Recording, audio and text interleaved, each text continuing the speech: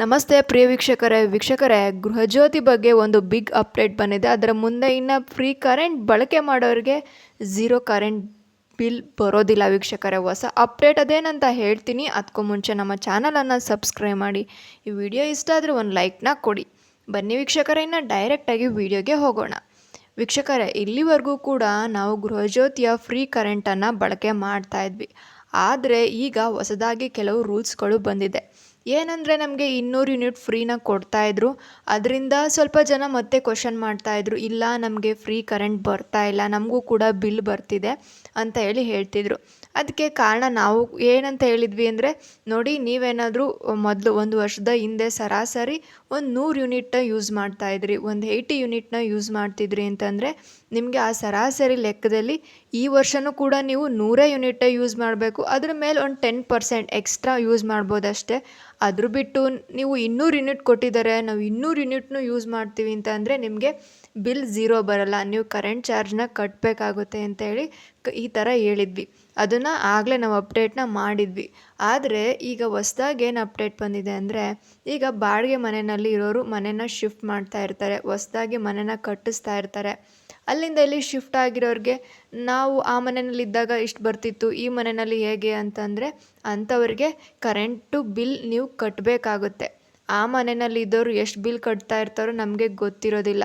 ಅದ್ರ ಬಗ್ಗೆ ಸರ್ಕಾರನೂ ಕೂಡ ಅದನ್ನು ವಹಿಸ್ಕೊಳೋದಕ್ಕಾಗಲ್ಲ. ಅಂಥವರು ಮನೆನ ಶಿಫ್ಟ್ ಮಾಡಿದವರು ಬಿಲ್ನ ಕಟ್ಟಬೇಕಾಗುತ್ತೆ ವೀಕ್ಷಕರೇ. ಮತ್ತು ನೀವು ಅಪ್ಲೈನ ಮಾಡಬೇಕಾಗುತ್ತೆ. ಅಪ್ಲೈ ಮಾಡೋದ್ರ ಜೊತೆಗೆ ಅವರು ಸರಾಸರಿ ಎಷ್ಟು ಬಳಕೆ ಮಾಡ್ತಾ ಇರ್ತಾರೆ ಅನ್ನೋ ಲೆಕ್ಕಾಚಾರ ಸ್ವಲ್ಪ ಯೋಚನೆ ಮಾಡೋದು ನಾವು ಲೆಕ್ಕ ಹಾಕೋದು ಕಷ್ಟ ಆಗುತ್ತೆ. ಅವ್ರು ಬಳಕೆ ಮಾಡಿದಷ್ಟೇ ನಾವು ಸರಾಸರಿನ ಬಳಕೆ ಮಾಡೋದಕ್ಕೂ ಆಗೋದಿಲ್ಲ, ಹೆಚ್ಚು ಕಮ್ಮಿ ಆಗಿಬಿಡುತ್ತೆ. ನಿಮಗೆ ಆವಾಗ ಫ್ರೀ ಕರೆಂಟ್ನ ಕೊಡೋದಕ್ಕಾಗಲ್ಲ. ಅದು ತುಂಬ ಸ್ವಲ್ಪ ಕಷ್ಟದ ಕೆಲಸ ಕೂಡ. ಇದನ್ನು CM ಸಿದ್ದರಾಮಯ್ಯನವರು ಹೇಳಿದ್ದಾರೆ. ಈ ಥರ ಮನೆ ಶಿಫ್ಟ್ ಮಾಡೋರಿಗೆ, ಹೊಸದಾಗಿ ಮನೆ ಕಟ್ಟೋರು ಮತ್ತೆ ಅಪ್ಲೈ ಮಾಡಬೇಕಾಗುತ್ತೆ, ಅವ್ರು ಅಪ್ಲೈನ ಮಾಡಬೇಕಾಗುತ್ತೆ. ಹೊಸದಾಗಿ ಮನೆ ಸೇರಿರೋರು ಆವಾಗ ಸರ್ಕಾರ ಅದ್ರ ಬಗ್ಗೆ ಚಿಂತನೆನ ನಡೆಸ್ತೀವಿ, ಇದ್ರ ಬಗ್ಗೆ ಯೋಚನೆನ ಮಾಡ್ತೀವಿ ಅಂತೇಳಿ ಹೇಳಿದರು. ಇದು ಹೊಸದಾಗಿ ಬಂದಿರೋವಂಥ ಇದು ಗೃಹಜ್ಯೋತಿಯ ಒಂದು ಅಪ್ಡೇಟ್ ಆಗಿದೆ ವೀಕ್ಷಕರೇ. ಅದರಿಂದ ನಿಮಗೆ ಝೀರೋ ಕರೆಂಟ್ ಬಿಲ್ ಬರೋದಿಲ್ಲ. ಏನು ನಮಗೆ 50 ಕೊಡ್ತೀವಿ ಅಂತ ಹೇಳಿದರು. ಒಂದು 10% ಜಾಸ್ತಿ ಅಂತಂದರೆ ಒಂದು 60 to 63% ನಿಮಗೆ ಫ್ರೀಯಾಗಿ ಕರೆಂಟ್ನ ಕೊಡ್ಬೋದು. ಬಿಟ್ಟರೆ ನಿಮಗೆ 200 ಯೂನಿಟ್ ಅಂದರೆ ಸಂಪೂರ್ಣವಾಗಿ ನಾನು 200 ಯೂನಿಟ್ನ ಯೂಸ್ ಮಾಡಬೇಕು ಅಂತ ಅಂದ್ಕೊಂಡ್ರೆ ತಪ್ಪಾಗುತ್ತೆ.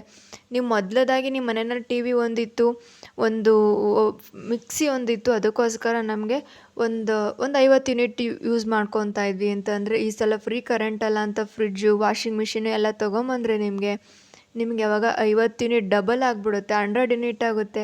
50-50 ವೇರಿ ಆದಾಗ ಅದಕ್ಕೆ ಸರ್ಕಾರ ಅದನ್ನ ವಹಿಸ್ಕೊಳೋದಕ್ಕಾಗಲ್ಲ. ಸರ್ಕಾರ ಇಲ್ಲ ಇದಕ್ಕೆ ನಾವು ಕೊಡೋದಿಲ್ಲ ಅಂತೇಳಿ ಪ್ರಥಮವಾಗಿ ಅವ್ರು ಯೋಚನೆ ಮಾಡಿ ಇದ್ರ ಬಗ್ಗೆ ಚಿಂತನೆಯನ್ನು ಮಾಡಿನೇ ಈ ಥರ ಒಂದು ರೂಲ್ಸ್ನ ಇಟ್ಟಿದ್ದಾರೆ.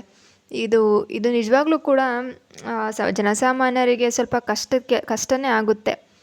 ನೋಡಿ ವೀಕ್ಷಕರೇ, ಇದೇ ರೀತಿಯ ಒಂದು ಮಾಹಿತಿಗಾಗಿ ನಮ್ಮ ಚಾನಲನ್ನು ಸಬ್ಸ್ಕ್ರೈಬ್ ಮಾಡಿ. ಈ ವಿಡಿಯೋ ಇಷ್ಟ ಆದರೆ ಒಂದು ಲೈಕ್ ಕೊಡಿ ವೀಕ್ಷಕರೇ. ಥ್ಯಾಂಕ್ ಯು, ಧನ್ಯವಾದಗಳು.